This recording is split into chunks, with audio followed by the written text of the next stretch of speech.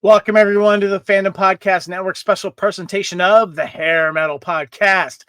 Hair Metal Podcast looks back at the thrash, rock, glam, and pop metal bands, music, and events, and everything else that heavily influenced the 80s and early 90s hair metal era of music.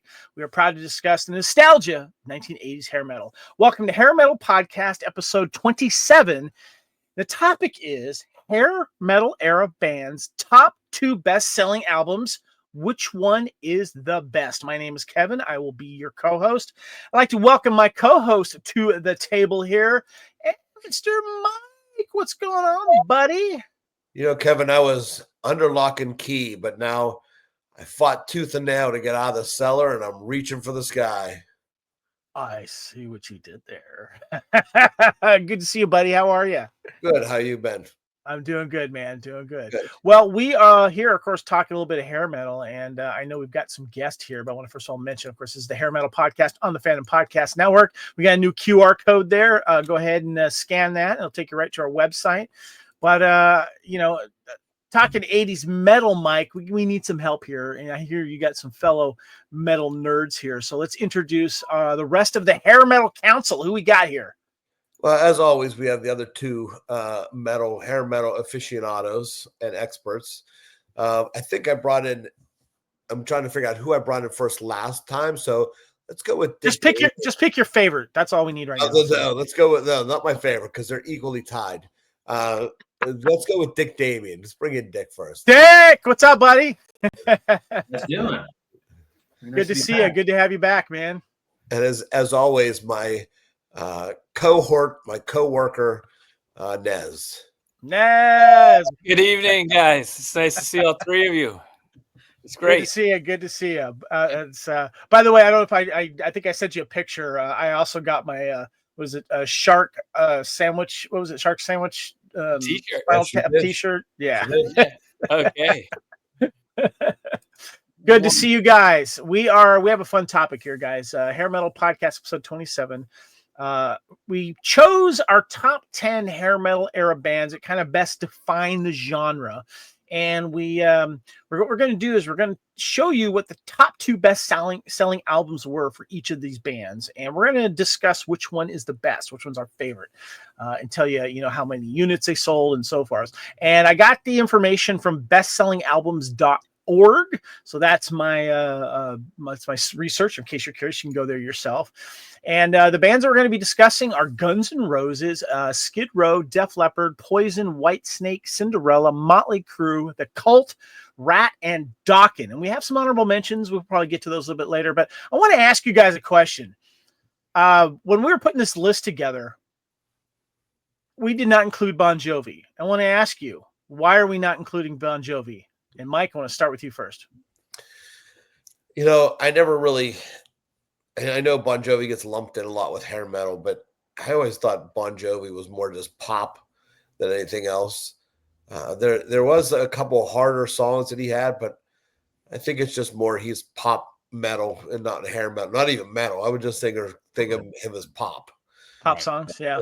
Just pop songs. Nez, you're shaking your head. What are your thoughts? Why aren't we discussing?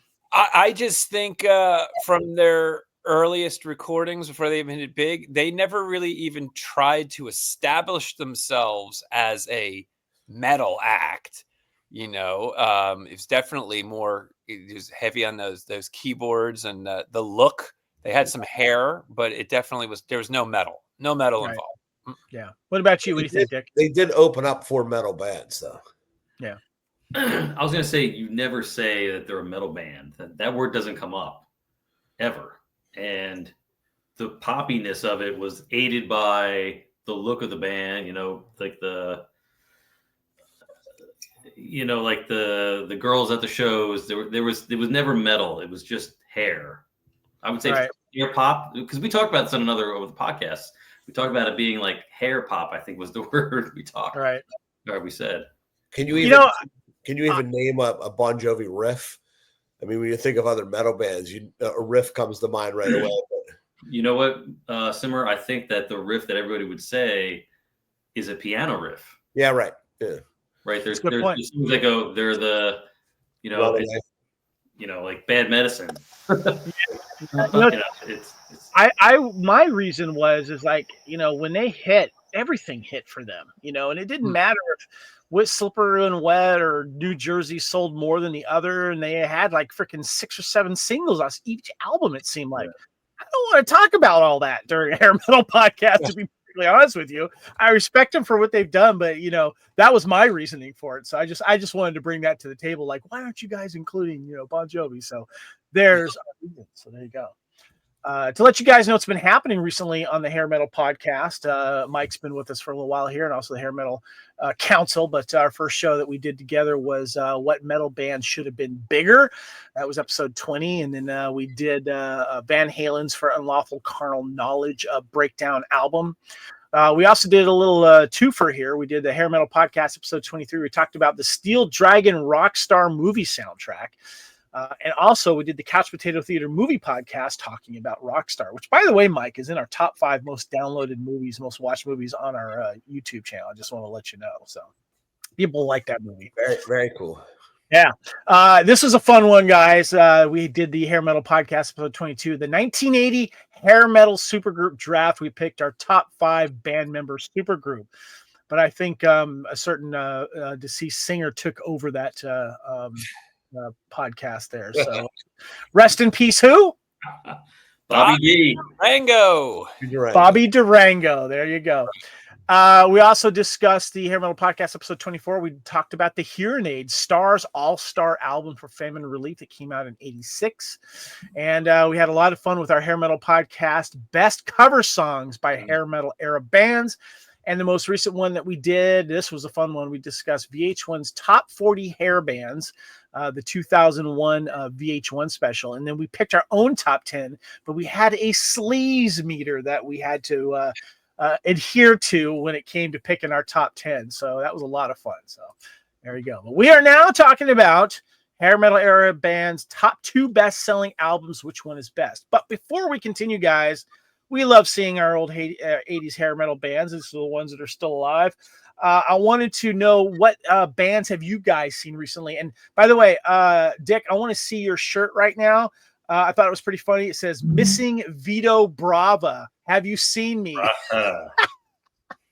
I keep saying Brava. Even has Brada.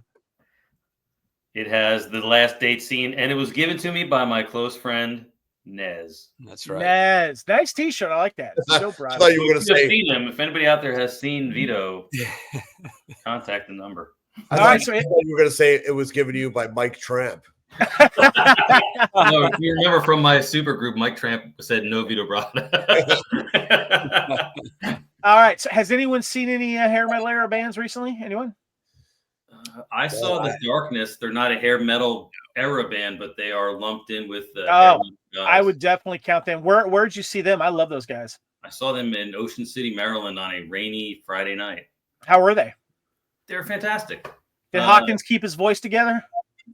He was great. He has a custom guitar that is made for him. He played that, and someone yelled out "Thunderstruck," and he just started playing Thunderstruck. Nice. And he's like, "Give me something else." Wow. Very cool. Yeah, Very cool. Great. It was a great show. Well, I went to probably one of the best hair metal era tribute bands of all time. I went to go see Steel Panther, their 15th anniversary tour for, I guess, their first main album here. Of course, they called it the greatest heavy metal album of all time. They played the majestic Ventura Theater on March 19th here in California. I'd seen them before when they had a residency at the Key Club, which was formerly Gazzari's there on Sunset Boulevard. And they played there every Tuesday night through the early 2000s for a long time. And they sold out shows. They would get a lot of other rock stars from other bands came up. I remember the lead singer of Disturbed came up and sang some songs with them. And if you know them, obviously they have a lot of original songs that are all about the excess of the 80s, and they're more kind of like funny songs as well. But they also had done a lot of great covers of a lot of the hair metal era bands out there. And my wife and I went to go see them, like I said, at the Ventura Theater. Had a lot of fun. For a while, too, they had stripper poles with girls hanging on them and doing stuff like that. And then they had a bunch of girls come on stage. Now, I don't know if you guys know this or not, but Mike Starr, who is the lead singer, that's not his real name, of course. He had a small cameo in the movie Rockstar, and you can see him as he's the guy that's singing right before Mark Wahlberg's character comes in and does the audition for the band Steel Dragon. But that's a young Mike Starr right there. So there you go. If I had one critique of the show that it wasn't a big disappointment. They're very great. They're very fun in engaging the audience and talking with them, and and blah blah blah. And they're also great at giving each other shit, which I love. But the thing that I missed about this show, the thing that I wish they'd done in this show is that they only played their original songs, which are fun and they're great. But I kind of wish they would have done a few covers from a lot of the great hair metal era bands, and they didn't. Where previously when I'd seen them, they had. But they have enough original material now. I guess they don't have to if they don't need to. But I wish they would have, so personally. So, have you guys seen Steel Panther? No. I've not. No. I highly recommend it. Nez said that with disgust. No, it was discussed. If it came off that way, I just never knew to look. Maybe that's what it is. Yeah, that would be like. I mean, Nez responded to that like if I said to him, "Hey man, you want to eat this sandwich? It was just on the floor." Yeah. All right, guys, let's go ahead and get into the meat of the show here.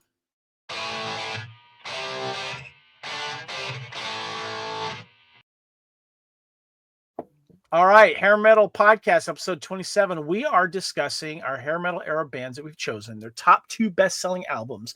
Which one is the best? And so the ones that we're going to be discussing are Guns N' Roses, Skid Row, Def Leppard, Poison, Whitesnake, Cinderella, Motley Crue, The Cult, RATT, and Dokken. Now, before we go forward, I want to get you guys' each thoughts to chime in on this.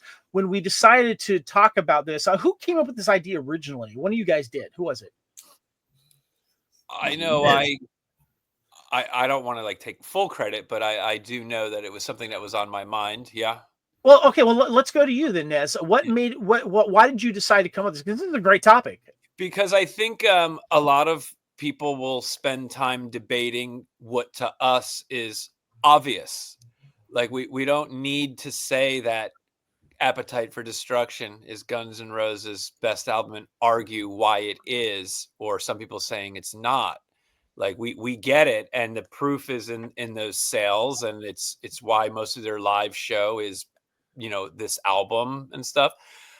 So it would be fun to kind of debate the one that is not the agreed upon favorite to the fans, and go about it that way.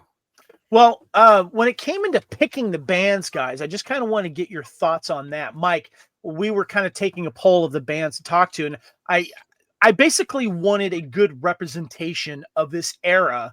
And we, obviously we could have gone 20, 40 bands, whatever, but we wanted to kind of stick with the biggies, some of our favorites as well. What went into your mind when we were closing in on the top 10 here?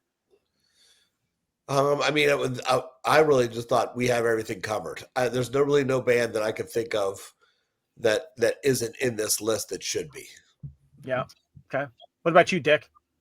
I look back at our list of of our hair band metal list.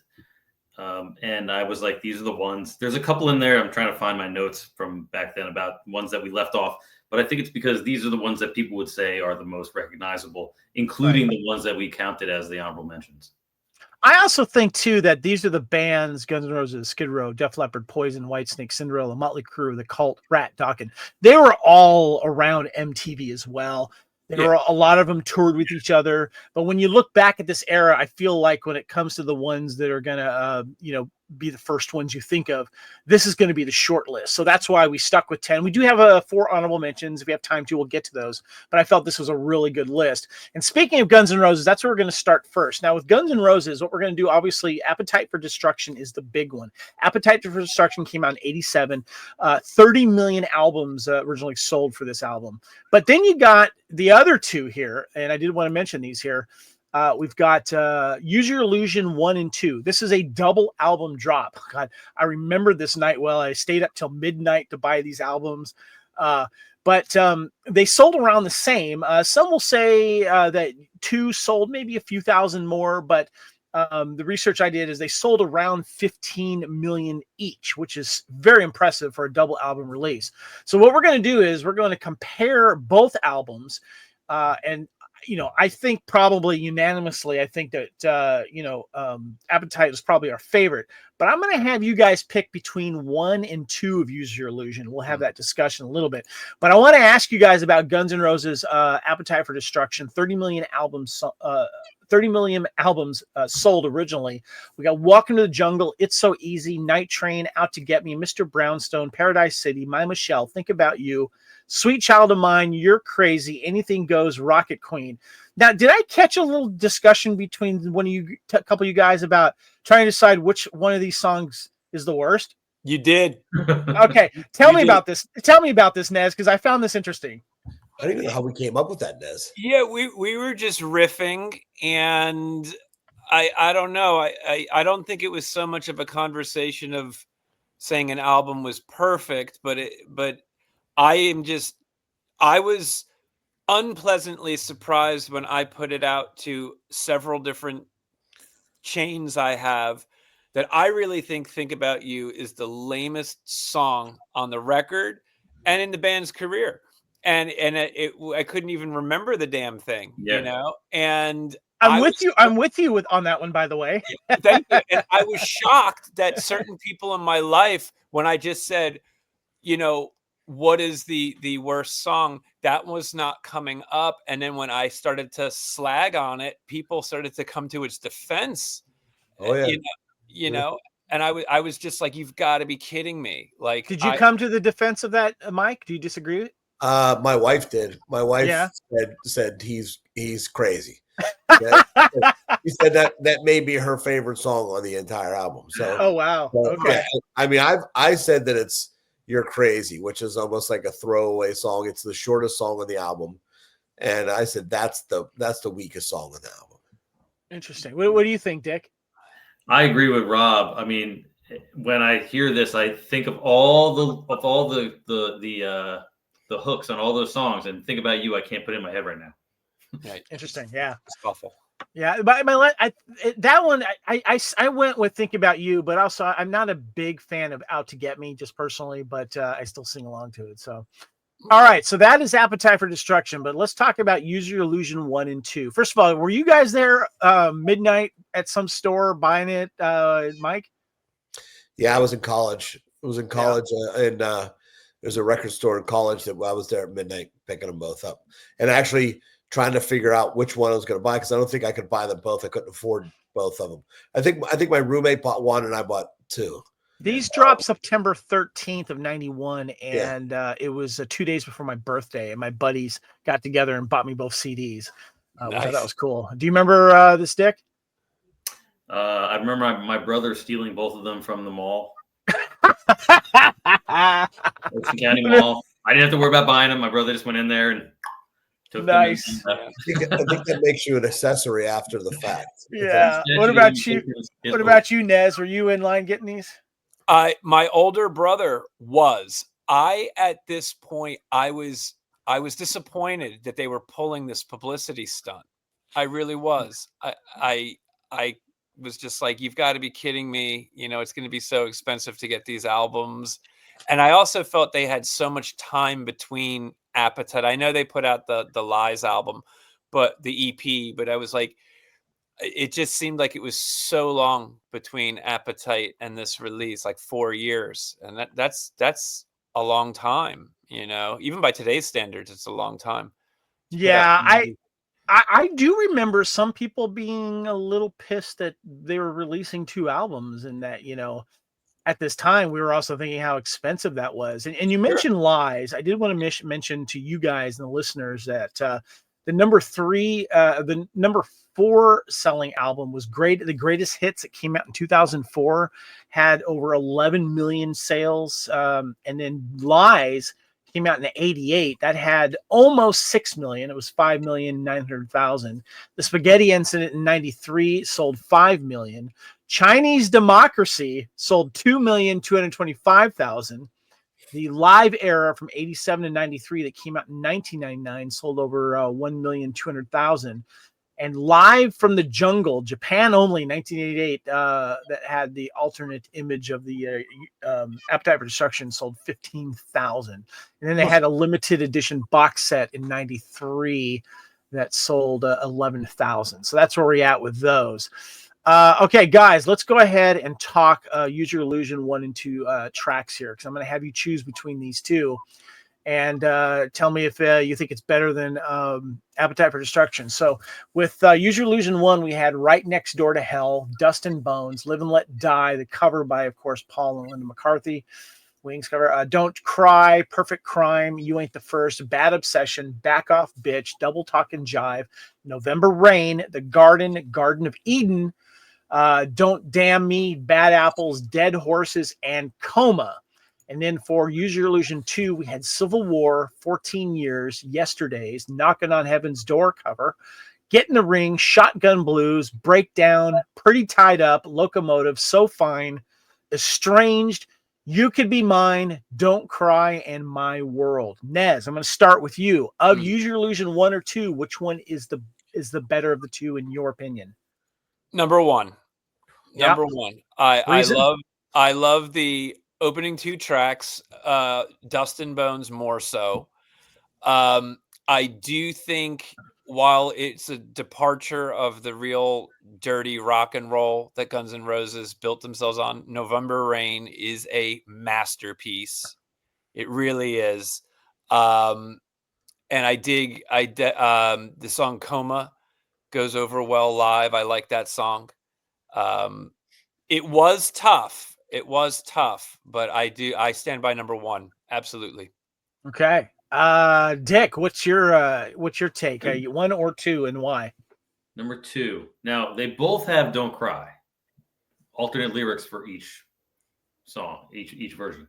There's original and then Don't Cry on 2, yeah. Yeah. I think 2, because 2 has Knocking on Heaven's Door, which I don't remember if we included in our best covers.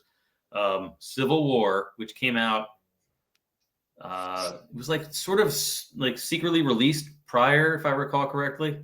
And then You Could Be Mine, which was on Terminator 2, which was the next. It was the sleaze meter just kept going up, right? Like that was the best. Like that riff, like when you heard that riff and that truck came off over the side, over the overpass, and was chasing after young John Connor, it was like that was GNR right there. It was that did it for me. And then other ones like Estranged is fantastic. Even My World, that one did it for me. This could be an album released, and then Use Your Illusion 1 comes out a year later. I've been happy. Mike, what say you? What do you like, 1 or 2 better? I'm going 2 as well. Although I do agree with Nez that November Rain is probably the best song on either one of them. But I think 2 is just better. I always liked 14 Years. I was Civil War. Civil War may be close to November Rain. Maybe even it may be, right. And 14 Years. I may be the only one to say it, but I really like Yesterdays. Yesterdays is fantastic. I always like that. Knock on Heaven's Door, amazing cover, and like Dick, I loved You Could Be Mine. Don't Cry. I could take or leave either one of them, the original or the alternate version. I don't really care. I always liked Pretty Tied Up. I just thought number 2 was just a little bit better. It's not remarkably better, but number 2 I think is it. We're gonna have a split decision here because I'm gonna go with one. There's just something about one that I like, and November Rain puts it over for me. But I'm a huge fan of Bad Obsession. I love that song.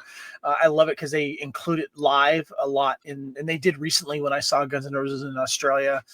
Live and Let Die is a good cover there as well. They did a good job of mixing these up, though. I got to tell you. They did. Yeah. Which album do you think has more songs that are on their set list now?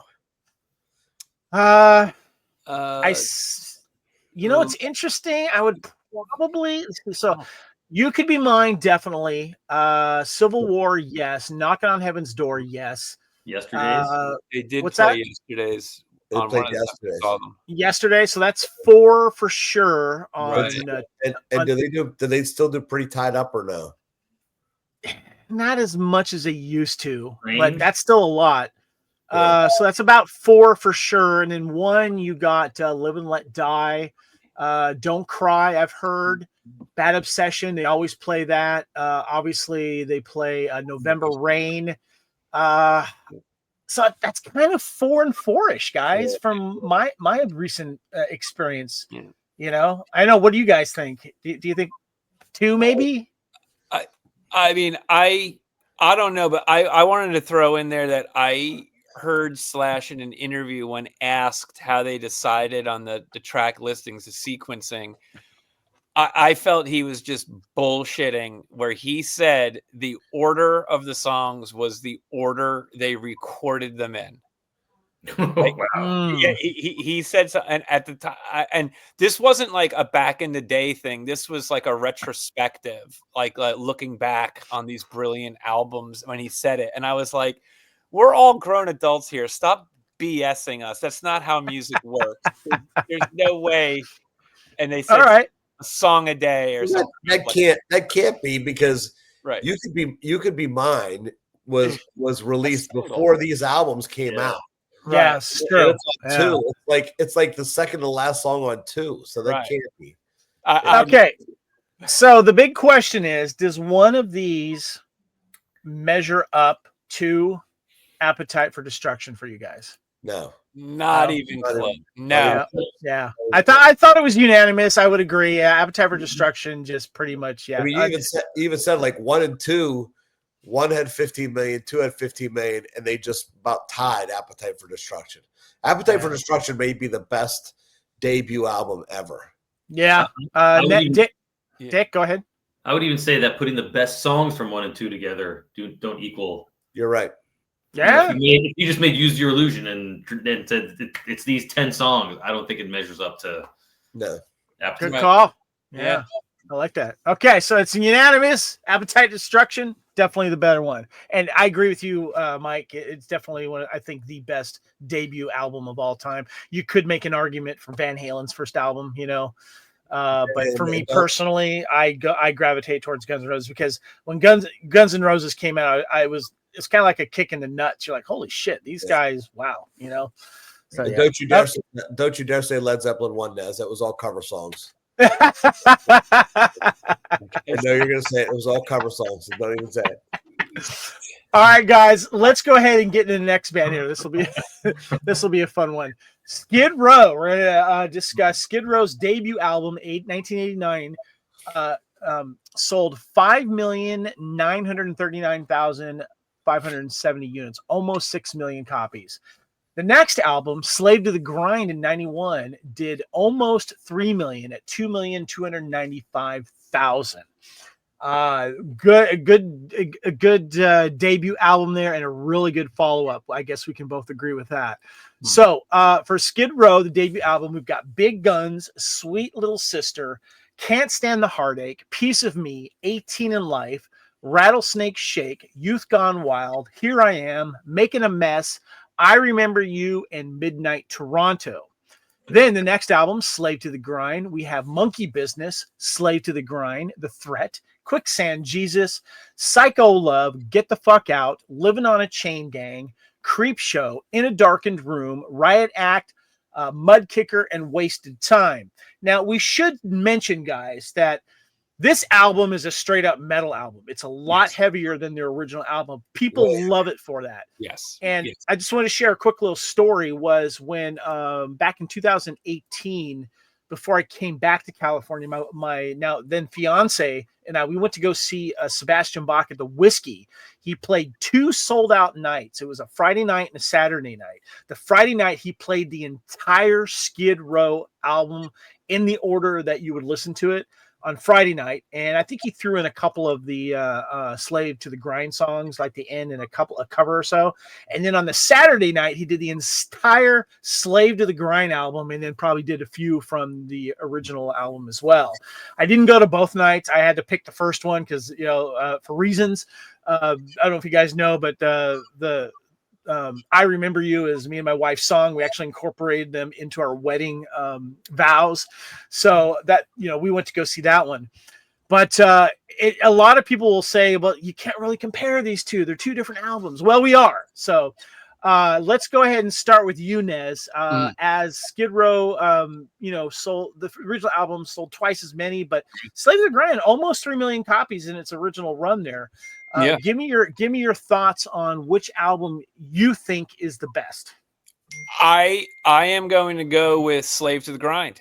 Make your argument.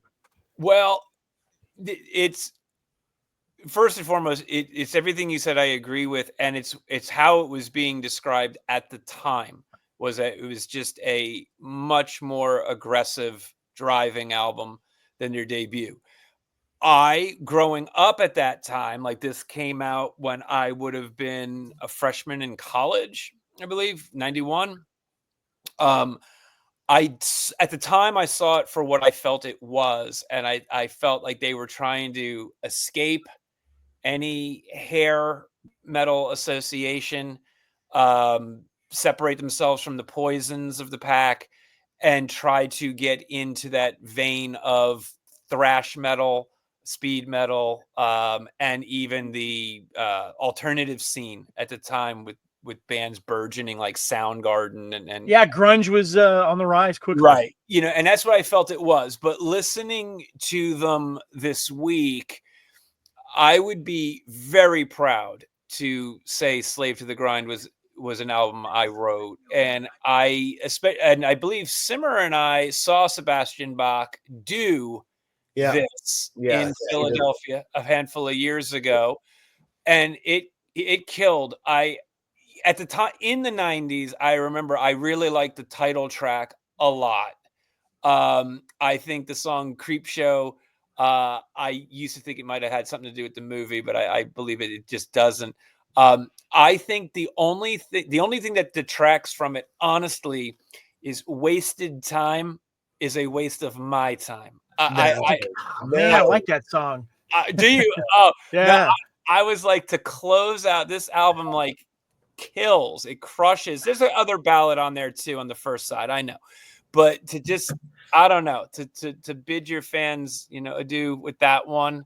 I was like, man, you should have just really crushed it with, like, Get the Fuck Out should have been like the last song on the album, in my opinion. Well, should that, just because it's the name of the song should be that. Yes. But Wasted Time is probably Sebastian Bach's greatest singing accomplishment. Yeah, he's good in that, man. Yeah, I mean, that is like, if I was starting a metal band, if I was starting a hair metal cover band, I would give every one of my singers that song to audition with. Before Mike, I'm going to have you go next here, but just to give you an idea in comparison of the other albums, the third best selling Skid Row album is Beside Ourselves. Their covers, I believe it was, from 1992. They sold 500,000, and then Subhuman Race in 95 only sold 100,000. Ouch. Whoa. All right. Ouch. All right, Mike, what's your take? Is Slave to the Grind the best, or is it their debut album? It's almost 2 different bands, those albums. I'm going with the first one. Kevin, I don't know if you knew this, but I Remember You is my wife and I's song too. We actually nice, very cool. We actually danced to it in our anniversary last weekend. So I just don't see a lot of, maybe it's because I spun this over and over and over again. I don't see a lot of down songs on this album. Oh, I just don't. Okay. You know, I mean, Midnight Tornado. Maybe you can take that away. You know, but I think I said Toronto. Yeah. um, so I mean, I just think there's not many misses on this album, and with Slave to the Grind, you got a couple misses. You do, and I think on this one, it's just I'm not going to say it's iconic at all because that's a little bit of hyperbole, but this album was totally kick ass, and put them on the map, and sadly, I don't think they ever reached this level before. I think Slave to the Grind is actually a great album, but it's almost like a different band because it was so much heavier. Yeah. So much heavier. It's almost great like, album. Yeah, they're both great, but I'm going with this one. All right, so we got one for the debut album. We got one for Slave to the Grind. Dick, what say you? I'm going to say, so I'm going to go with the first album, but I'm going to say because the second album, when it came out, I equated it with like an Alice in Chains type of alternative, like a little bit of grunge because of the first two songs. And those first two songs were played by me and my brother so much that I had to turn my brain off to that. And so I saw it again. I go, I can't listen to Monkey Business again. I can't do it. It was played so much. And there was a time when Nez and I were in the car and Big Guns was on. And I said to Nez, I remember that. You know what I said, right? I go, did they say, let's write a song called Big Guns? And they just wrote a song and they said, Big Guns. And so that was almost the reason I couldn't pick this album. But every other song on this album, I think it's just it's great hair metal. And for that, and with that in mind, I think the second album, if we say hair metal, it's a little less hair and more metal. And so I got to go with one. Yeah, I'm with you. I'm going with one as well. Don't get me wrong. I love Slave to the Grind. It's such a great rock and metal album. And by the way, I just want to mention, my wife tagged me on a post on Instagram.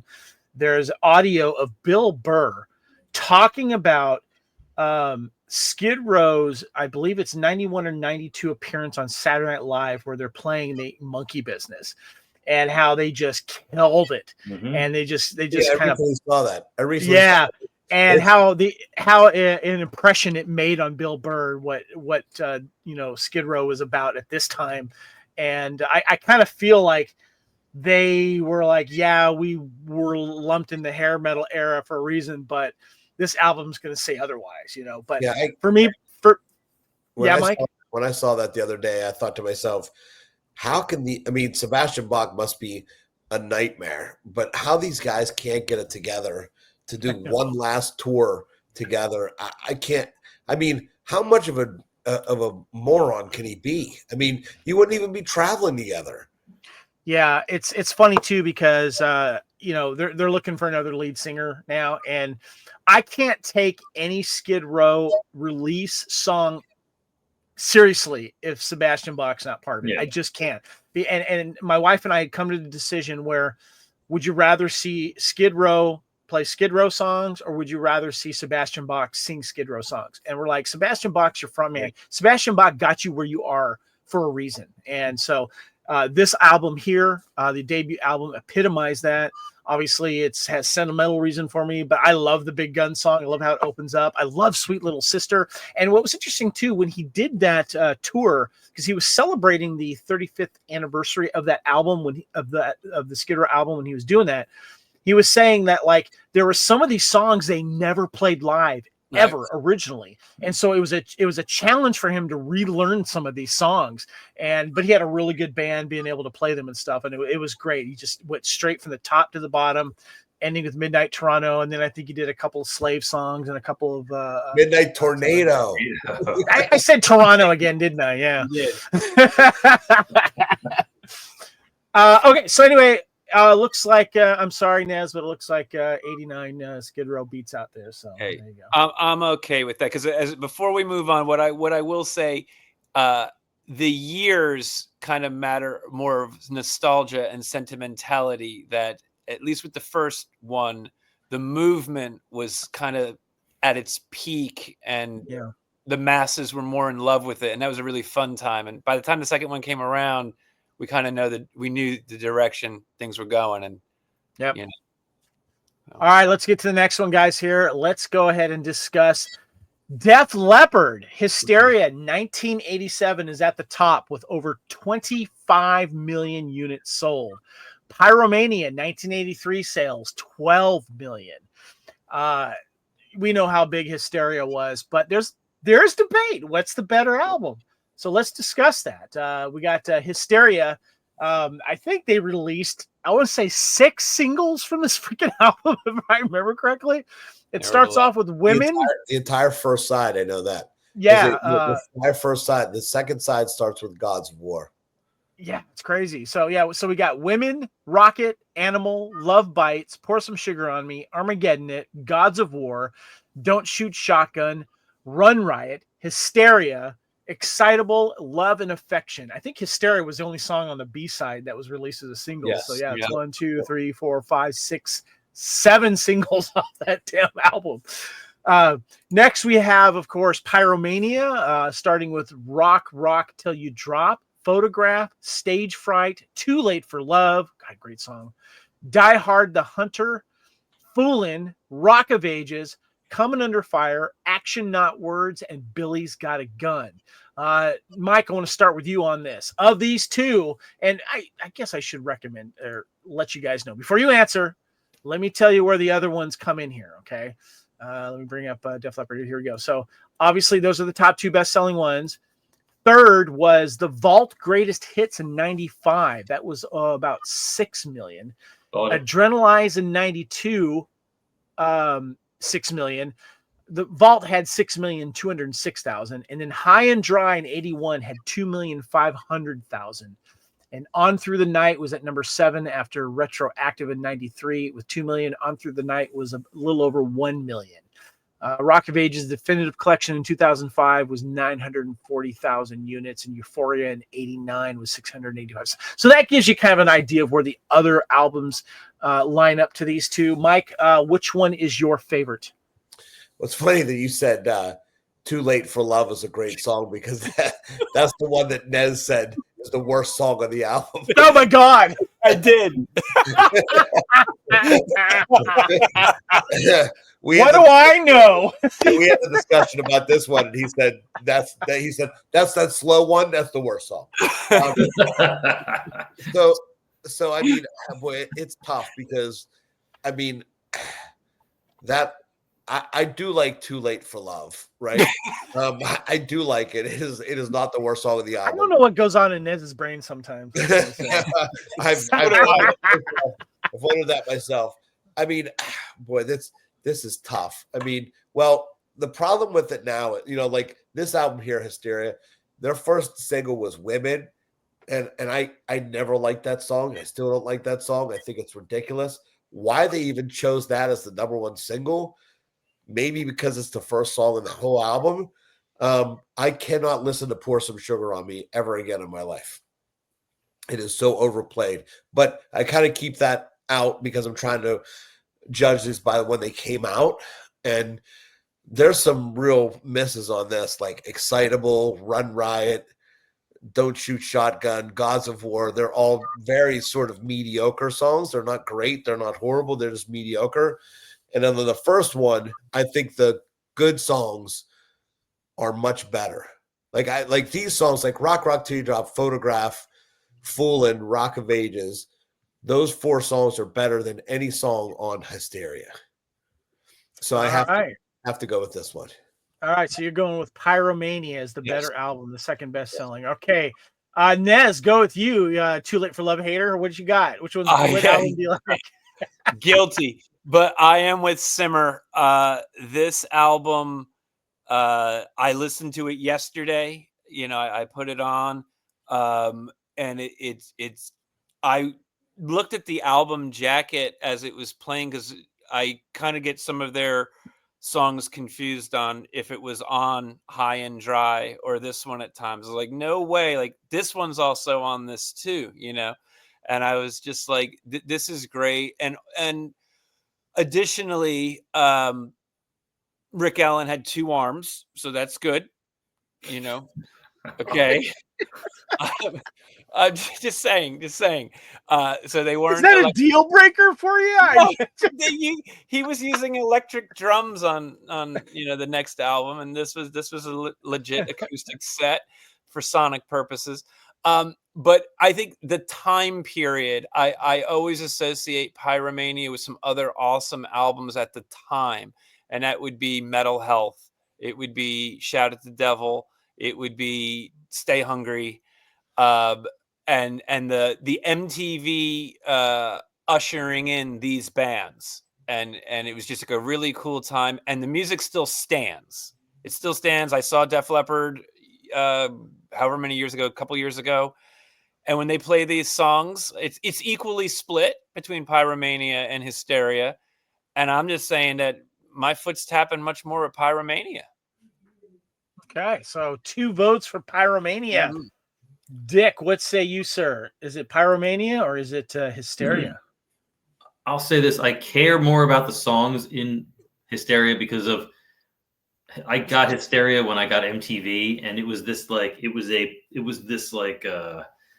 time in my life. It was like that's like I got to listen to listen and see music at the same time because I got MTV the day I got Hysteria. But I look back at the songs and I think that a better rock album is Pyromania. Mm-hmm. Because for me, all of those singles, like all 7 of those songs, have the same guitar sound. They have the same, because Rick Allen's playing on the electronic drums, they have the same guitar and the same drum sound. And they're good songs. They're great songs. But Pour Some Sugar on Me is a lot of that's over. I mean, I could listen to it again, but not like Simmer. But it's an anthem for that band at that time. And if you remember, that album was not doing very well, and then they put out Pour Some Sugar on Me, and it sort of really, it just took off. But if you go back, like I was like Nez, like go back and I listen, I go, man, I forgot, Foolin's on Pyromania. And then for me too, like just like the riffs are more rock riffs. There's more the driving drums, like it's a better rock album. It's a better rock album. You guys have made a good case.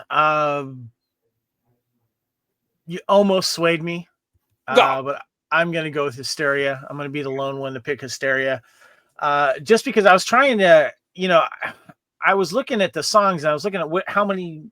I just had to do the tiebreaker. How many of these songs do I like more off these 2 albums? And for me, it's Hysteria. And I'm not sick of Pour Some Sugar on Me like Simmer is, but I know some people are. But I never get tired of that song. And that whole first side of that album is great. I love Hysteria on there as well. But yeah, this is a great debate because you guys have made a really good argument for Pyromania, and I'm not gonna try to change your mind because that was a great freaking album. Let's play devil's advocate, right? Which song on Hysteria is better than Foolin'? Honestly, I think Pour Some Sugar on Me is. Sorry. Oy. Oh, yeah. Yeah, it is. Yeah, right. And everybody drive safe. And Love Bites for me is my Lord Almighty. Yeah. Were you recently hit the head? Yeah. Goodness. I mean, Photograph. I mean, Rock Till You Drop. Of course, Rock of Ages. I mean, these are just fantastic. Yeah, British I rock. don't think there's those songs that you said, Nez. I don't think there's one song in Hysteria that's better than those. I'm just gonna leave the podcast. You guys can continue. All right, I got outvoted. That's fine. You guys made a great case for it. So yeah, God, Pyromania, great album. So yeah. All right, let's talk about the next one, guys. We're gonna talk about Poison. 2 albums we're gonna highlight are Open Up and Say Ah, 1988, sales of 8 million units. The next best-selling album is Flesh and Blood from 1990. Sales were at 4,536,000. There, guys. So, and just for comparison purposes, I'll let you know that the other where the other ones fall. So behind the top 2, we have Look What the Cat Dragged in '86 at 3 million albums, 3,160,000. Greatest hits from that came out in 96, from 86 to 96. The greatest hits, that was a little over 2 million. Native Tongue in 93 was 600,000 units. Just to give you some comparison there. So with the songs, Open Up and Say Ah, we have Love on the Rocks, Nothing But a Good Time.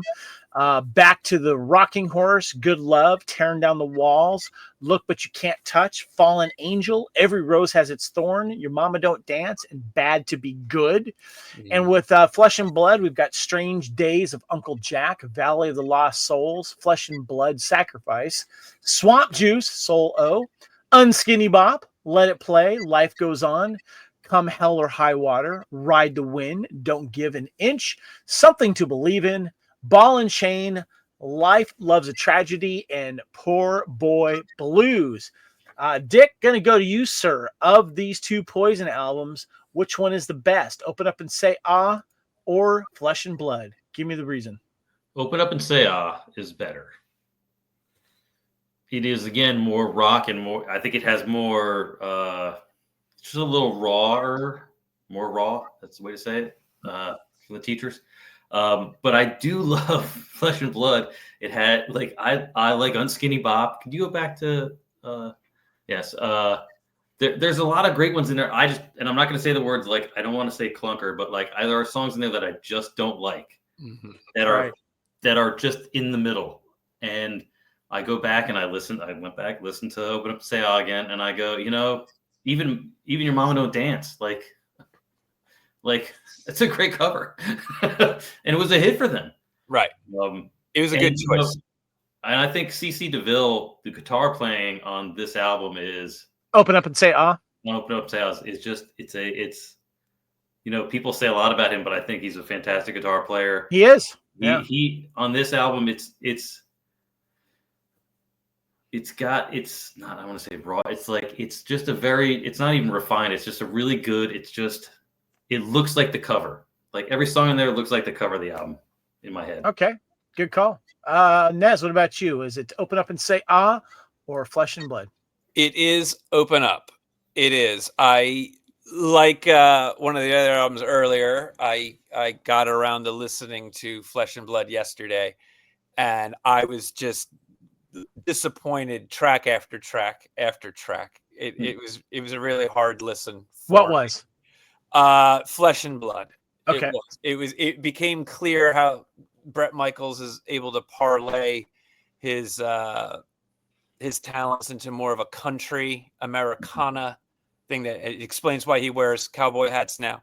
That's fine. But there were just songs on it that I was like, oh man, I know the songs that were very successful off the album, but I was like, no, Open Up and Say Ah is still holds that fun party, everybody's in on the joke that was like, and I don't mean it in a demeaning way. I just mean everybody's in on it, like our party. And I just really think lyrically, Mike knows the lyrics of Love on the Rocks to me are just great. She goes down like a smooth shot of gin, got a face of an angel with the devil's grin. I mean, it just doesn't get any better than that. And I think Nothing But a Good Time is the anthem of the era, is what I really think about that particular song. We don't really even need to talk about Every Rose Has Its Thorn. That was huge. And a precursor to some of the country-like tunes on the very next album. Yeah. But like Dick was saying, even their choice of a cover song, it was an obscure song. Which one? Your Mama Don't Dance. Yeah. Like it was just... it was just one that it just sounded very much like a song Poison would have written. It was just cool and it was fun. And again, it goes back to also the really cool time of the video era as well. So I think this album is the better album. All right, Mike, what say you? We got two votes for Open Up and Say Ah. Open Up and Say Ah or Flesh and Blood for you? Easily Open Up and Say Ah. I do have a question about Flesh and Blood, though. Wonder if that person still has that tattoo. They've had to cover that up years ago, right? I mean, why? No. And I finally found the person who likes Unskinny Bop. I've been looking for that person for a long time. Who likes this song? And it's Nick. I'm just repeating everything that everybody else said. Open Up and Say Ah is just more fun. It's, it's got the better hits. I mean, Flesh and Blood has some real clunkers in it. Like Ball and Chain, and there's some clunkers in there. It's like saying, well, it's a worst album, but thankfully there's a lot more songs. So it's almost like Poison was like, listen, let's just write like 80 songs and see what happens. It just the one of them's got a hit. I'll say, I'm going to interject here. I would say I was surprised that Look What the Cat Drag Did and didn't sell better than me too. Blood. Yeah, I was shocked. I just assumed it was one of the top two. Yeah. I did, and I was like, "What?"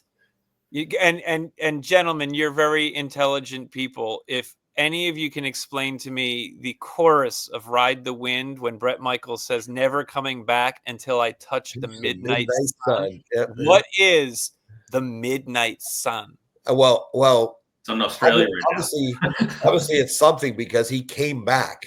Right. So, he wasn't giving an illusion like saying he's never coming back because there's no such thing as a midnight sun. So it has to be something.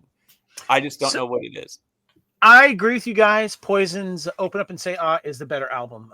It's just it's very poisony. It's good rock songs on there. Good hair metal pop rock songs on there.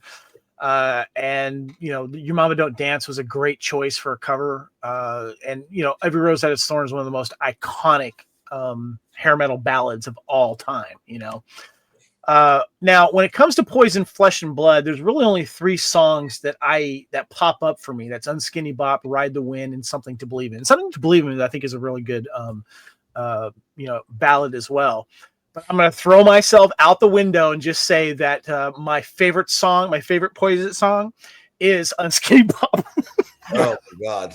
I'm going to close this right now.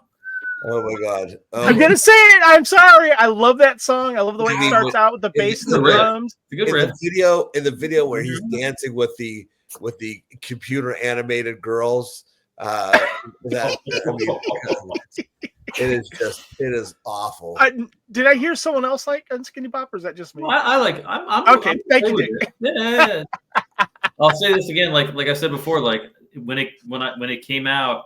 And it was in Guitar Magazine. I learned the riff, and I was like, oh, okay. And so you learn the song, and so I enjoy it because when you open up a song with a bass and a drum thing going on, I'm immediately drawn in, and I love the little riff that CC throws in there as well.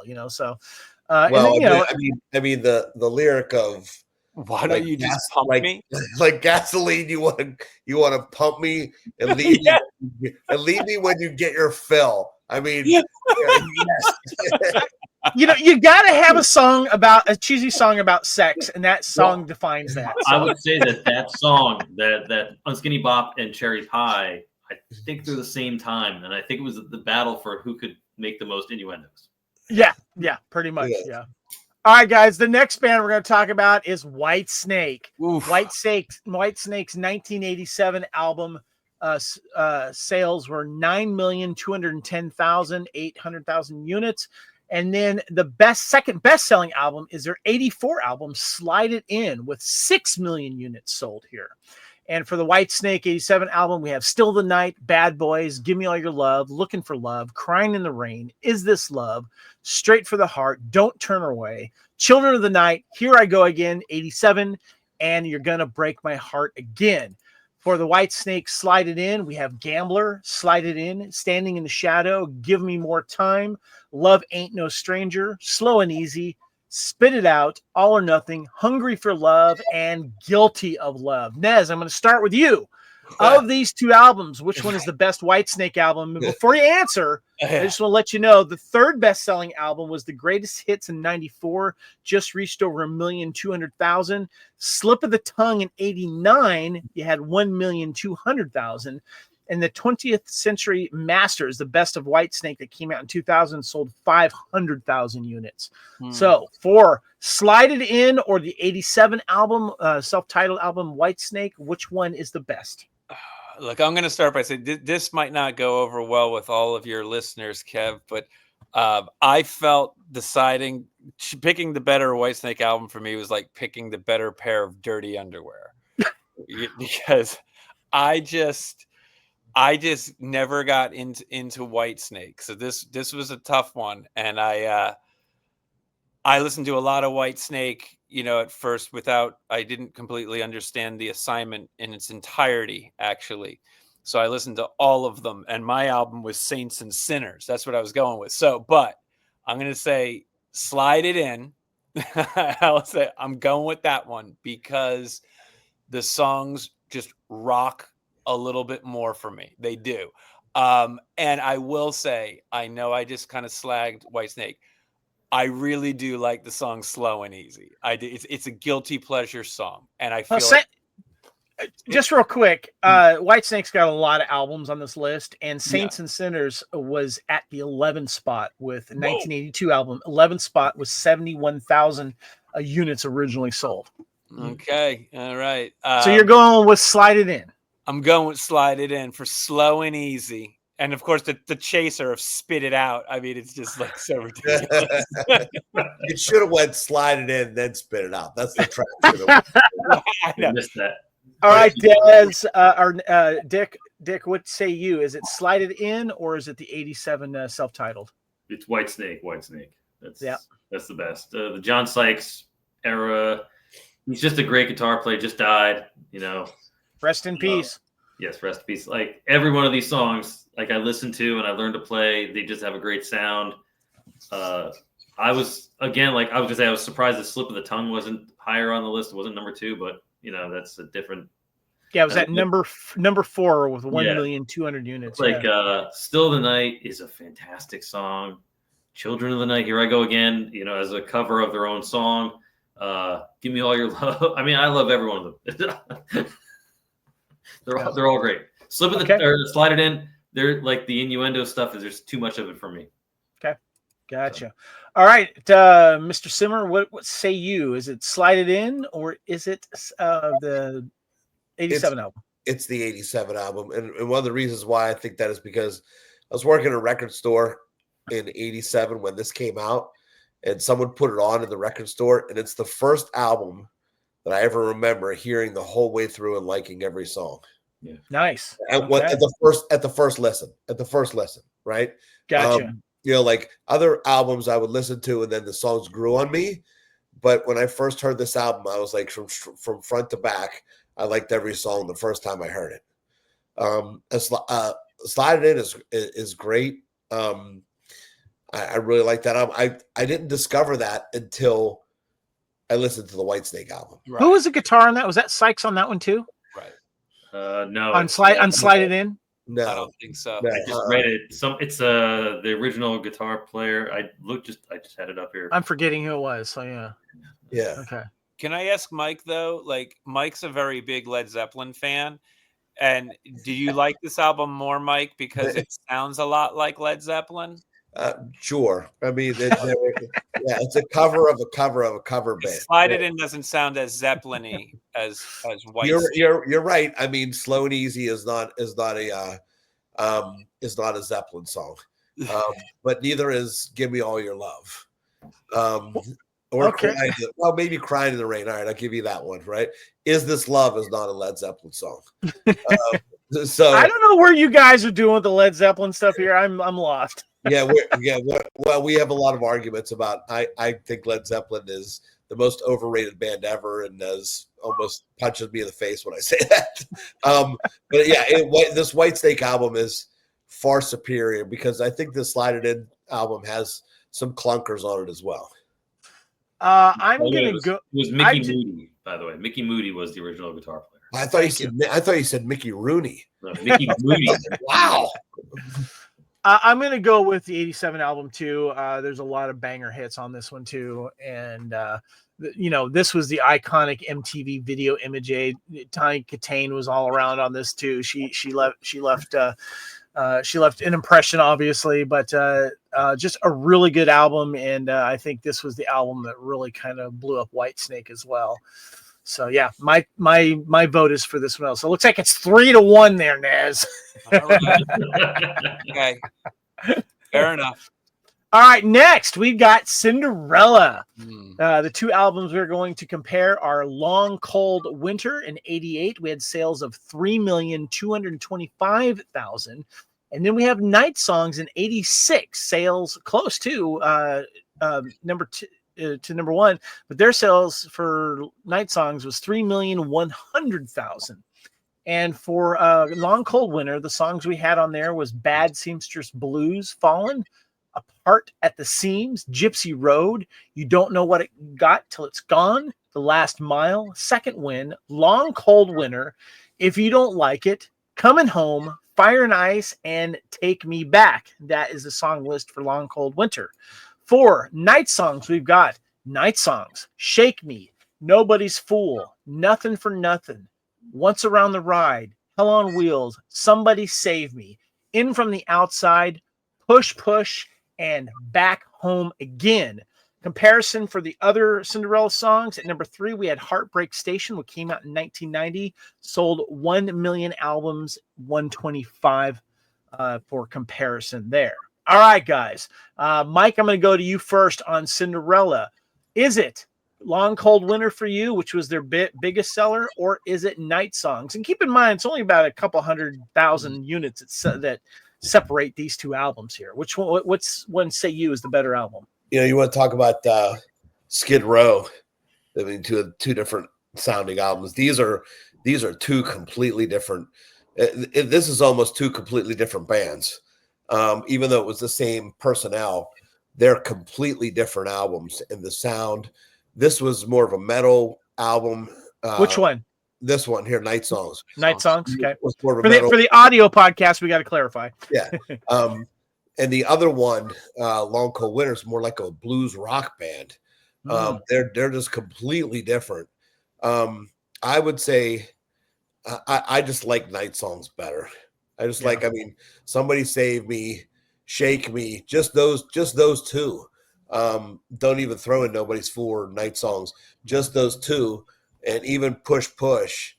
That they're just, I just like those better than anything that was on the other one. And the other one is, so like I said, sort of slower, bluesy.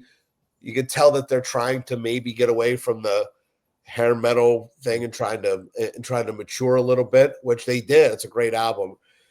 But Night Songs is, I think, far superior. Okay. What about you, Dick? What say you? Is it Night Songs or is it Long Cold Winter? So much like the sales, I'm very close on which one's better. But I think it is, for me, it's Long Cold Winter. All the more of the bluesy feel, Yeah, I think all of the singles that were released off the album, I really like those songs. I think they're really well done. Last Mile is a fantastic song. Coming Home, Gypsy Road is like it's like a perfect for that time. Don't Know What You Got Till It's Gone. I remember days in school, it was just songs stuck in my head for hours. And I mean the whole album, Bad Seamstress Blues. I mean it is very bluesy. It's got a different feel to it. And I look back at Night Songs and I'm like, yeah, all those songs are great too. But for me, it's got to be Long Cold Winter. Long Cold Winter. Okay, so we got one for Long Cold Winter, Dick, and Mike says Night Songs. Okay, Nez, what say you? Of all of the bands, this is the hardest one for me. It is. I listen to Long Cold Winter more often. And it just really shows a level of musicianship that some listeners to that first album might not have expected Cinderella to be able to pull off for their follow-up. But on a re-listen to Night Songs, I was like, man, I just forgot how heavy some of these tunes actually are. And I know Simmer was saying that it's like two totally different bands. It sounds like I I don't know. I understand production wise, but I was like, no, it's still like Tom Kiefer's voice is just one of my favorites of the genre. Just that rasp.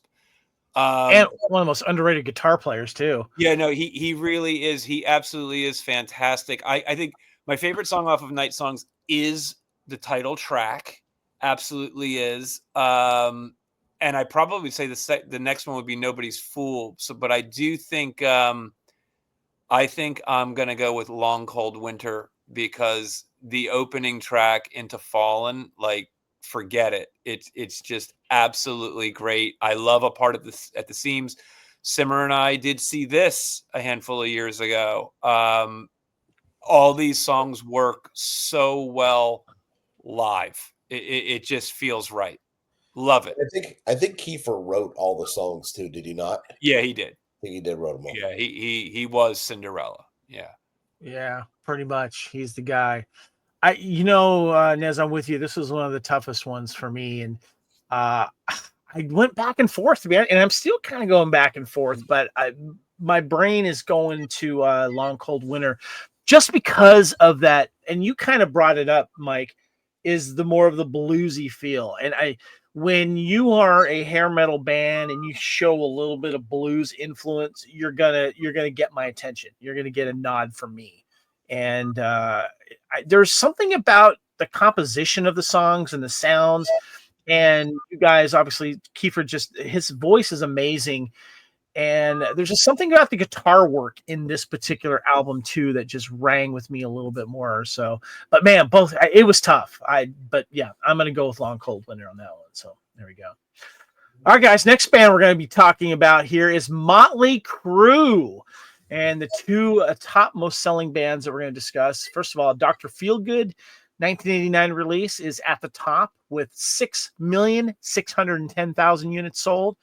And the second best selling album by them is Shout at the Devil from 1983. And that one sold 4,335,000 units.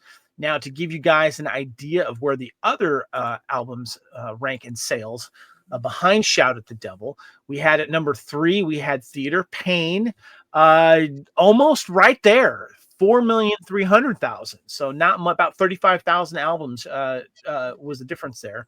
Girls, Girls, Girls came in at 4. The 87 album at 4,260,000. Decade of Decadence in 91 was 2,235,000. Red, White, and Crew in 2005 was 1,200,000. And Motley Crue's Greatest Hits in 2009 was 1,236,000. In case you're curious, Too Fast for Love in 81 was 1,000,000, and Motley Crue with John Corabi was 600,000. Generation Swine in 97 was also 600,000. So there you go. For comparison purposes. Poor John Corabi. So for Dr. Feelgood, we have the track listing is as such. Number 1 is at TNT, Terror in Tinseltown, followed by Dr. Feelgood. TNT is just pretty much an intro into Dr. Feelgood. Slice of Your Pie, Rattlesnake Shake, Kickstart My Heart, Without You, Same Old Situation, Sticky Sweet, She Goes Down, Don't Go Away Mad, Just Go Away, and Time for Change. Now, for Motley Crue, Shout at the Devil, we've got In the Beginning, just a little bit of chat in there. Shout at the Devil, Looks to Kill, Bastard, God Bless the Children of the Beast, Helter Skelter, Red Hot, Too Young to Fall in Love, Knock 'em Dead Kid, 10 Seconds to Love, and Danger. All right, Dick, I'm going to go with you first. Of these Motley Crue albums, top 2, Shout the Devil's in second place, and at the top is Dr. Feelgood at number 1. Which one is the best album? I'm going to go with Shout at the Devil. Why? But I'm gonna say that I was surprised when I got into this. I thought, well, Motley Crue had to have a 15 million album, and they don't. Like, yeah, being 6 million it seemed fairly low to me, but that's just me. Shout at the Devil was like the intro to hard rock, heavy metal, glam for me. All the songs are fantastic. I really do love Dr. Feelgood. I had the T-shirt, I like that was my jam in freshman year of high school. And I do love all those songs, but I think for me the better album is Shout at the Devil. Yeah. Like it just is. It's again, it's raw. It's like really, it's aggressive. It's got a really good, like Dr. Feelgood. And this is not a knock on it, but like, didn't they write Without You with Desmond Child? Didn't Bob Rock produce that one too? Sounds right. Yeah. Yeah. Not that it's bad, but it's like this is Motley Crue, and Dr. Feelgood is a very produced Motley Crue. Gotcha. All right, Simmer, what say you? Which one's the best? That would have fit, Dick. That would have fit in the Desmond Child era. That track. Nothing wrong with it. Not there's anything wrong with it. No. But that's when he was really just going crazy. Yeah. It's Shout at the Devil. But before I talk about Shout at the Devil, I will say that Don't Go Away Mad may be my favorite Motley Crue song. Really? I mean, yeah. If not, it's in the top 3. I'm gonna say. I always feel like that's the Vince Neil breakup with the band song, Yeah. I just really like it. And I will tell you that my sister-in-law told me that Dr. Feelgood is a perfect song. I agree. I think Dr. Feelgood is my favorite song by Motley Crue, honestly. But I don't. But I think album-wise, it's Shout. Yeah, she said that's a perfect song. You couldn't change it in any way. I can't agree. I agree with that one. Yeah. So, but I will tell you, Shout at the Devil, again, without using too much hyperbole, changed my life. I mean, when I got that album, I bought that album, and on the back of it, if you guys remember, it said, may contain backward messages. Yeah. My mother saw that. May contain forward messages. Yeah. My mother saw that, made me return it. And I returned it and got Mental Health, right? But then I snuck and bought Shout at the Devil again on cassette, so she couldn't read it, right? Because the words were too small. And then I remember when I was playing hockey in about '86, they first time ever when they played music before a game, they played Red Hot, and I thought I was the coolest person in the world skating around the ice before games of Red Hot. So Shout at the Devil just did it for me. I listened to this album over and over and over. The cassette had no ink on it. It was just a white cassette because I played it so much, all the ink had rubbed off. So you didn't even know which side was 1 and which side was 2. You just put it in there and figured it out by the first song. But I played this album just so many times. Shout at the Devil is just far superior. Nez, what say you? Is it Shout at the Devil or is it Dr. It is Feelgood? Shout at the Devil, big time. This album, like some of the other albums on our list, like Pyromania, this came out at the right time. And I have memories of when it came out. My brother Joe was all over this when he was in high school. And I was the same way Simmer has talked about being really enthralled with the cover of Destroyer. It's the same for me, like this post-apocalyptic look of these guys, but the songs. And I think when I think of this, the only song I'm really like, is Red Hot. I like all the other tunes. I really do. I just absolutely love this thing. My favorite is Knock 'Em Dead Kid. There's something about that particular song, that the riff and the lyrics and the way it sounds. I just really love that song. And then the standout tracks as well. Great album. Good call, guys. I'm going to go with Shout at the Devil as well, but I'll tell you, I flip-flop before. I love Dr. Feelgood. I think it's a great album. It is definitely more produced, but I remember an interview with Nikki Sixx, how he was alluding to the fact that there's a lot of the songs were tongue in cheek, and I appreciated that. Dr. Feelgood is a perfect song. I'll agree with that. But my top 2 favorite Motley Crue songs, my favorite song is Primal Scream. I absolutely love that song. It just gets me going every time. It's a great driving song. But my second favorite Motley Crue song is 10 Seconds to Love. I love that song, and I love the fact that they still play that song live. Doesn't sound as good as it used to, but they still play the song. So yeah. But yeah, I agree with you guys. Shout at the Devil is my favorite of these as well. So all right, guys, let's get into the cult. All right. Sonic Temple, 1989. Sales 1,335,000. The second best-selling cult album is 1987 Electric with sales of 1,300,000. So as you guys can see, it's pretty close between those two there. And for comparison, for the other albums here, I got that info. Behind the top two at number 3, we had Love. In 1985, sold 800,000 copies originally. Pure Cult, the singles from 84 to 95 that came out in 93, 250,000. Ceremony in 91 sold 100,000 originally. So that was kind of a disappointment, I guess, for them. Dreamtime in 84 was 60,000 and so on. So Cult, one of my favorite bands of all time. I got to see them live recently last year. Still sounded great. But let's go ahead and start with you, Nez. Between Sonic Temple and Electric, which one is your favorite? And before you answer, I'm going to give the songs real quick. For Sonic Temple, we've got Sun King, Firewoman, American Horse, Edie Chow Baby, Sweet Soul Sister, Soul Asylum, New York City, Automatic Blues, Soldier Blue, Wake Up Time for Freedom, and Medicine Train.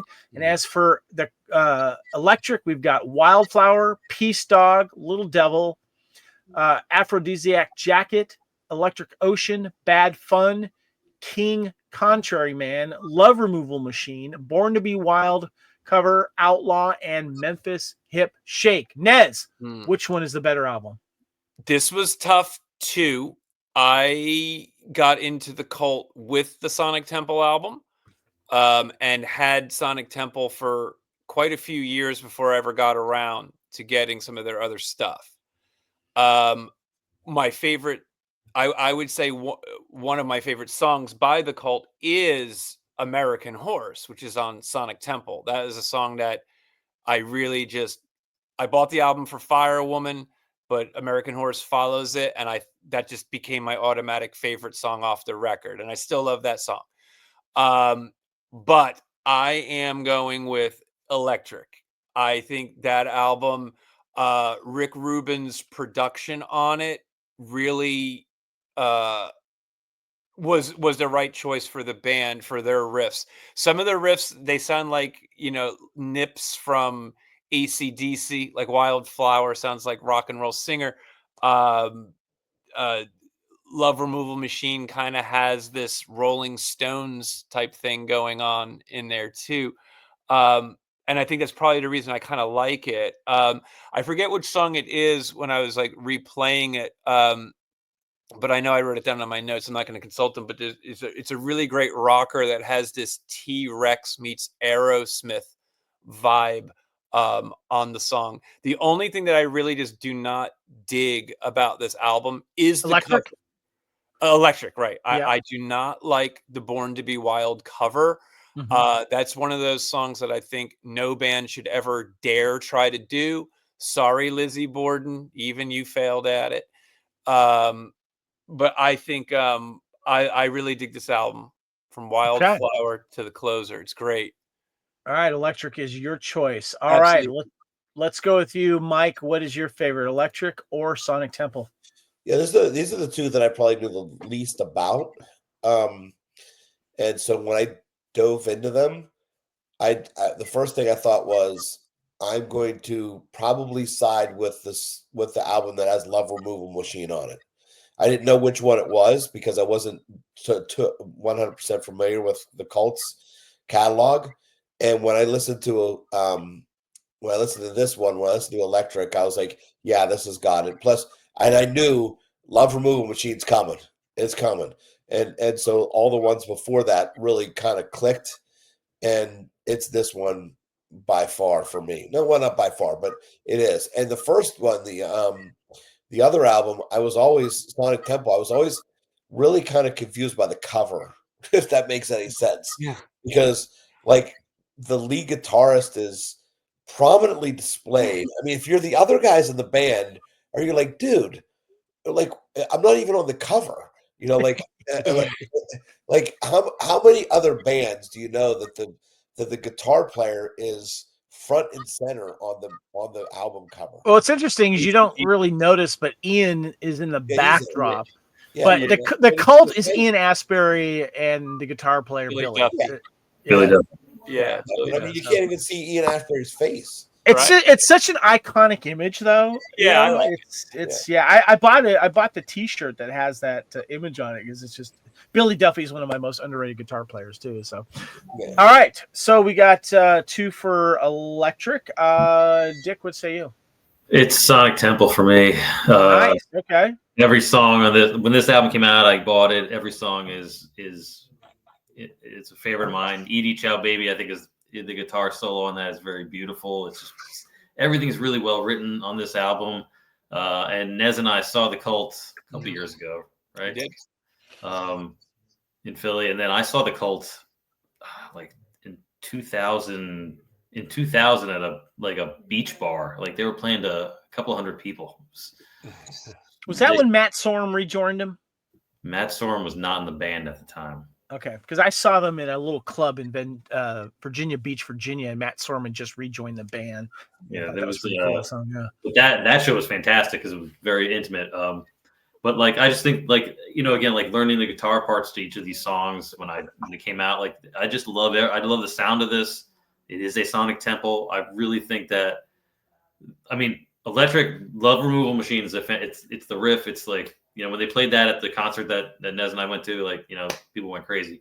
But for me, the whole album, top to bottom, Sonic Temple, is a Sonic Temple. All right. So we got 2 for Electric and 1 for Sonic. Sonic's a great album. God, that album blew up too. And there's some really good songs on there.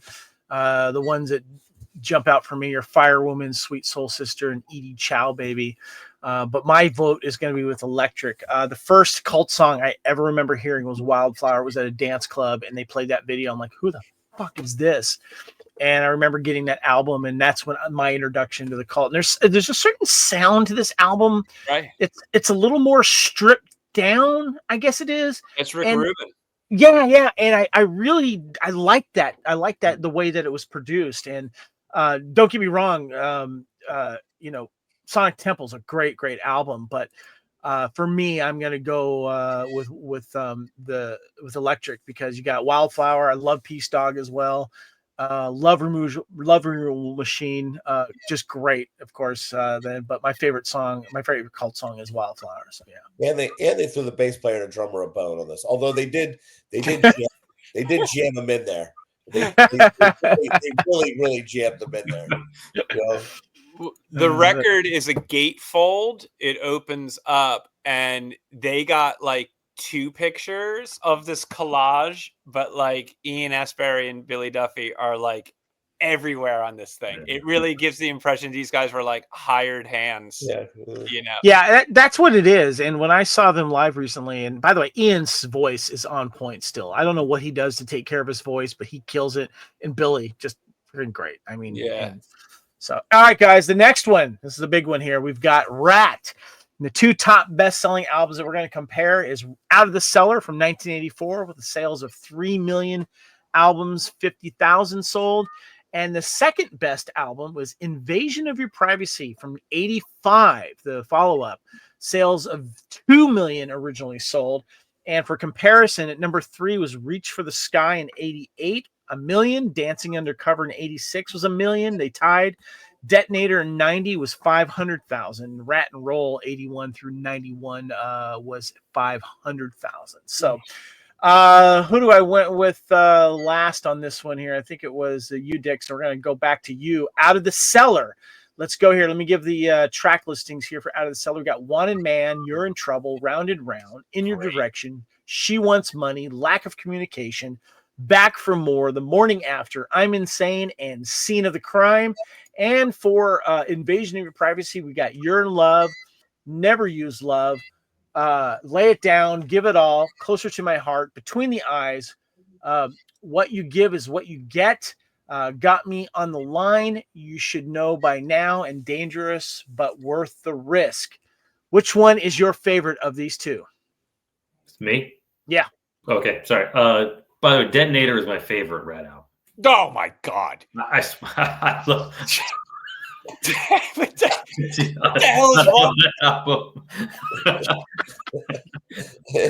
I don't even what you want from me. All right, sorry. I had to put that out there. So, but other than that, Out of the Cellar is clearly the better album to me. Okay. Wait, is Detonator the one with Way Cool Jr.? No, that's Reach for the Sky, isn't it? Yeah. Okay. No, it's got Loving You's a Dirty Job. Okay. And I'm the man to do it. I like that song. I'm just saying. I love the shit you guys give each other. It's great. All right, Dick. I put Out of the Cellar because Out of the Cellar again. It has like all those songs are the raw. They're aggressive. They are exactly what you wanted to hear in RATT. And outside of Detonator, I just think that it's. I think that it's the perfect RATT album because I look at Invasion of Privacy and I don't know. It's again not overproduced, but it's. You are right. It sounds too clean. Yeah. Like an assumption of what a RATT album should be. I don't know. All right. Okay, Mr. Simmer, what do you say? Out of the Cellar or is it Invasion of Your Privacy? Well, neither one of them have Slip of the Lip on it, so that's which is the best RATT song ever. Isn't that Dancing Undercover? Yeah, it's on Dancing Undercover. Yeah. I mean, it's Out of the Cellar. It has to. It has to be Out of the Cellar. I mean, Round and Round, it breaks them. Wanted Man, I loved. I remember when that video came out, they were in the Western town and all that stuff. I thought, that video is horrible, but I love the song. But you know, like Warren DeMartini, who is one of my favorite guitar players, had that little bowl hat on. I thought when it first came out, I thought it was super cool. Now it's really cringy when you watch it. Like, oh my god, what were they thinking? Yeah. But I think Out of the Cellar is much better. Lay It Down, great song. You're in Love is sort of like it's almost like a little too simplistic. Oh man, really? Yeah, it's like Juan stepped up for that. Yeah, I don't know. It's just like a little too co-wrote it. Not a throwaway, but it's comparison to lack of communication. It's just like sort of simple, and I mean, Out of the Cellar I think is far superior, just because I don't think a lot of these times I would judge them by their greatest song, and Round and Round is far superior than any song on Invasion of Your Privacy. All right. So we got 2 for Out of the Cellar. Nez, what say you? Out of the Cellar or is it Invasion? I say that I feel a lot of people would have wanted Invasion of Your Privacy to be a much better record. I think they should have got the cover model for Invasion of Your Privacy to use her on Out of the Cellar. What, over Tawny Katane? Yeah. Shame on you. Yeah, I have to admit, I won't say anything inappropriate, but I remember just staring at the Invasion of Your Privacy album cover in my brother's room any chance I could get, because I was just like, oh my God, this girl's like gorgeous. I think Lay It Down is an incredibly cool tune, and I don't agree with Mike. I think You're in Love is just like a really cool song, but Invasion of Your Privacy is stellar, with the exception of I just can't get into She Wants Money, but I really do just like so many of these songs. I know when I saw RATT, I believe they opened with Wanted Man. I'm pretty sure they did. I know you and I saw they did. They did. I agree with everybody. Round and Round was one of those earlier songs of this whole musical movement that came out and I loved, and I had the 45 single of it. I just really think it's a solid album, and I listen to it every Christmas Eve. I put on as I'm wrapping gifts. It's one of my like 10 albums that I always listen to on Christmas Eve. RATT's Out of the Cellar is one of those. Absolutely. Weird thing to say, but I love it. I love that, Nez. That's cool. If you ask me, I think that Dancing Undercover is better than Invasion of Your Privacy. Slip of the Lip, I Want a Woman, Dance. Yeah, I like those all better than Invasion of Your Privacy. Oh, Invasion. Okay, Invasion. Yeah. I agree with that. No. Yeah, I agree. I agree with that. Invasion of Your Privacy. What was Kevin? What was the sales of Dancing Undercover compared to Invasion of Your Privacy? Hold on one second. Let me pull that up real quick. So we had Out of the Cellar at 3,050,000. Invasion of Your Privacy is at 2 million. Reach for the Sky was 1 million. Dancing Under Cover is also 1 million. So that those Detonator at 500,000. Yeah. Yeah. That's So fine. Dick bought that album 500,000 times. I was gonna say my pick's gonna be Out of the Cellar. The first RATT song I remember hearing was Lack of Communication. A buddy of mine had played it for me, and then I remember it blowing up on MTV. And it has, I think, the better album, better songs. I can listen to pretty much most of these, but my favorite RATT song is Way Cool Jr. I love that song. But Wanted Man, great song. And yeah, so Round and Round as well. So that's my vote. So, all right, let's get to the next one here, guys. We're going to talk about Dokken and the two albums that we're going to compare. Two top best-selling Dokken albums are Back for the Attack from 1987. And then for Under Lock and Key, 87, I should say, the sales were 1,027,060 units. Under Lock and Key from 85, the sales were 1,006,570. So, Mike, I'm going to go to you here in a second, but I want to, first of all, give you guys the other album sale comparisons in case you're curious here. Or, well, what about the other ones? So what I have here is at number 3, we have Tooth and Nail from 1984 at 1 million. So 6,500 less than the number 2 album Under Lock and Key. Then Beast from the East in 88 had 526,000. And their self-titled album in 94 was 57,000 units. So that is for some comparison there. Simmer. What is it? Is it Back for the Attack? Is it the songs are Kiss of Death, Prisoner, Night by Night, Stand in the Shadows, Heaven Sent, Mr. Scary, So Many Tears, Burning Like a Flame, Lost Behind a Wall, Stop Fighting Love, Cry of the Gypsy, Sleepless Nights, or Dream Warriors? Or is it Under Lock and Key, Unchain the Night, The Hunter, In My Dreams, Slipping Away, Lightning Strikes Again, It's Not Love, Jaded Heart, Don't Lie to Me, Will the Sun Rise, Until the Living End? What say you? What's the better album? It's Tooth and Nail. yeah. It's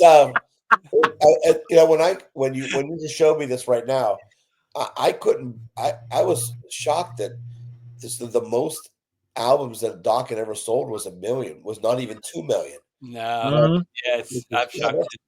That was kind of shocking. Yeah. Both of these albums have clunkers on them, have a lot of clunkers. But I mean, Tooth and Nail, I think, is the better album too. But we're choosing the best 2 selling albums, and it's number 3. Now you could take this album and then Under Lock and Key, and you could take the best songs from those, and it would have made a really good album, right? Right. I mean, Unchained the Night, good. The Hunter, great. In My Dreams, great. And It's Not Love. So I'm gonna have to go Under Lock and Key. Because I like It's Not Love. Nez and I did sort of a deep dive, and we were watching that video. And I would tell you, and I told Neswick this, when I saw that video, I thought this must happen every single day in LA. It must be the coolest thing to live in LA, because Dokken or some other band is just rolling down the street playing on a flatbed truck. Right. It must be and it looked like everybody. What are they, Jackal? Come on. Yeah. This is what it looked like when you live in LA. So I'm going to go with Under Lock and Key. All right. What about you, Nez? What say you? Back for the Attack or Under Lock and Key? Yeah, I think what I'm going to say is I hope this makes Simmer feel good, that I'm always very happy when I can agree with him, or when I know he agrees with me. I just feel like Under Lock and Key, there are some bangers on there too that were not the hit. So the ones Mike rattled off, I absolutely agree with. It's Not Love would probably be the one, like the poppy single that's like the better of the more popular songs from this. But I think like Till the Living End is an absolute, crusher that is on that album. That might have been the one they closed with when we saw them. I'm not sure. Yeah. It might have been. I'm not sure, but it was just absolutely a wild song. And what I was thinking on my re-listen of this album was there were a few songs on there that I kind of wish they wrote a little more like on some of their other albums. It really should have. They had, I mean, George Lynch is I know he's a revered guitarist in the community already, but he still is overshadowed by some guys who have like lesser talent, than he does. And I think he should have let it rip a little bit more often, like he did on some of these tracks. So I'm going with this one, Under Lock and Key. Mm-hmm. All right, Dick. What about you? What do you say? I'm going to disagree, and then say that upon re-listening to both of these, I realized how little Dokken did for me. I swear, and I was like, ugh. And I would say I have to go back to the attack. And as a high schooler in the early '90s, and watching George Lynch as a guitar player, I always thought that he was in the wrong band. And just listening again, there's good it just didn't really connect. I just didn't reconnect. And I think Back to the Attack for me is the better album. I got nothing else to say. He wasn't wrong, but he wasn't the wrong band. He should have been with Ozzy. He should have been. He could have been in a super group. He could have been. Yep, he might have been in one of our super groups. I don't remember, but he could have been in one of our super groups. Yeah, and it'd been better for him because looking at all of the album covers, and I remember it was either George Lynch or I think it was George Lynch said like whatever the other bands were doing, we were like, well, let's do that too. And I look at the albums and I go, it's the same thing. The album cover is like, here they are standing in fire. Here they are, and it looks like Germany. Then there's one where there's an eagle attacking them. Like it's a lot of the. Hey, let's have an eagle attack. Yeah. I go back for the attack. Back for the attack. I like Dokken, but I'm not a huge fan of them. I'm more of a fan of George Lynch personally. Yeah, just like him. But I was kind of going back and forth, and I'm gonna pick my pick for my favorite album of the two. The best album is for one reason only, and it's silly. It's stupid.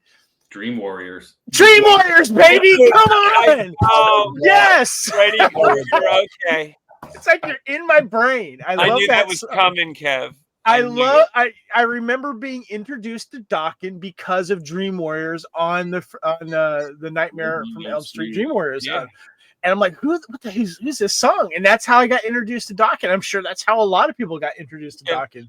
It was. And I love that song. That song just still kicks for me. So I'm gonna choose Back for the Attack. I will tell you that I really liked Dokken when they were baby in my dreams. They saw love. I really liked them. But I would tell you, Nez and I saw them, and my opinion of them changed dramatically. I mean, first of all, Don Dokken, he is so awful.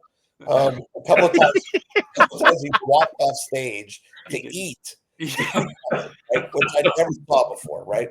And then for some reason, the last two songs, George Lynch came on, and we were wondering, was George Lynch just standing backstage the whole time waiting for his last two songs? And then we waited outside for them. We got blown off by both of them. And George Lynch had his guitar and his pedal board. And they got into a car and then into like a white Chevy Malibu. The white Malibu. Yeah. He took off like the building was on fire. Yeah, with the building on fire, right? And it was, I will tell you, it was about a year after COVID, right? And then Don Dokken came out, was smoking in like an alley, and then got into a big Lincoln town car, and then sped off as well. So it was really odd, and I said, that's it for me for Dokken. All right, guys. So this is Hair Metal Podcast, episode 27. We've been discussing hair metal era bands' top 2 best-selling albums and giving our thoughts on which ones are our favorites. Now, we have some honorable mentions, but we're going to do it kind of in a a quick round type of situation here. So I'm going to go ahead and give you the other honorable mentions. I'm going to mention the albums and the album sales, but I'm not going to mention the songs. But what I want you guys to do is, out of all of these albums, I want you to pick your top 2 favorites, and then you can mix it from these 2 bands here. So the first ones we have, the honorable mentions are going to be from Kix, Wasp, Queensryche, and Scorpions. They were the other ones that we were considering putting in the top 10. So we have Blow My Fuse for Kix in 88, sales of 1 million. Hotwire from 91, sales of 200,000. We've got Wasp from 84, sales from the first album were 570,000. And Last Command from 85, sales 570,000. So he sold around the same amount there. We also have Empire for Queensryche and Promised Land for Queensryche. Empire sales were at 3,160,000, and Promised Land in 94 was 1,050,000. Empire came out in 1990. Next ones we have here are for Scorpions. Crazy World from 1990 came at 3,612,000 units sold, and Love at First Sting from 1984 came at 3,477,000. So, guys, give me your top 2 out of all of those albums. Why? Let's start with you, Nez. All right. I know this.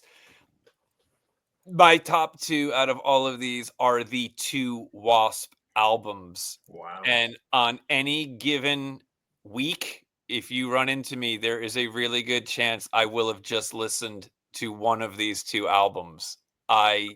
Ever since they came out, I've just been a fan of them. I don't agree with Blackie Lawless's politics. I won't get into that, but I can separate the art from the man. I'm a Wasp fan. I wear their t-shirts. I listen to these records. My son asks me, "Why do you like this band?" What do you say to that? I just can't. I answer. I say, I know this is not music that's made nowadays. I get it. I was like, but this shit rocks. And he's like, Nice. Only you think that. All right, both Wasp albums. All right, Dick, let's go to you. Of all these albums, of course, we got the 2 Kix albums, 2 Wasp albums, 2 Queensryche albums, and 2 Scorpion albums. Which 2 are your favorite out of all those? I love Empire, Queensryche, just front to back, the whole thing. We saw it live, me and Nez. We saw the Jeff Tate. Yes. I was there. Yeah, that's right. Was that when it was? We saw Warrior Soul open up for that tour. Did you see Warrior Soul open up for them? I don't remember. We weren't there there for the opener. Whoever it was, we weren't there. We weren't there. All right. So Empire would be what's your second favorite? And I'll go with The Last Command. Okay. I'll go Last Command. That would be, of course, Wasp. So yeah. Okay, cool. All right, Mike, what about you? Well, I don't even know what's on that other Queensryche album. I'll tell you that right now. 9:20 a.m. I Damage, Out of Mind, Bridge, Promised Land, Disconnected, Lady Jane, My Global Mind. One more time, and someone else. I have no idea of that album. It should be Operation Mindcrime. Yeah, I'm surprised that's not the better selling album. Yeah, I don't get it. Yeah, which is the greatest album ever made. I've said that many times. It's by far the best album ever Such a made. well-produced album and just well-written. It's beautiful. Yeah. But it didn't sell, so it's not here. Yeah, so I will go Wasp, the first Wasp album, right?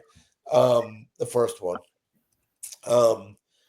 And the one with I Want to Be Somebody, that was because when I saw that, when I first heard that album, I was like, that's great. And I will give them props because even today they aren't played like on Sirius. You never hardly ever hear a Wasp song. No. Yeah.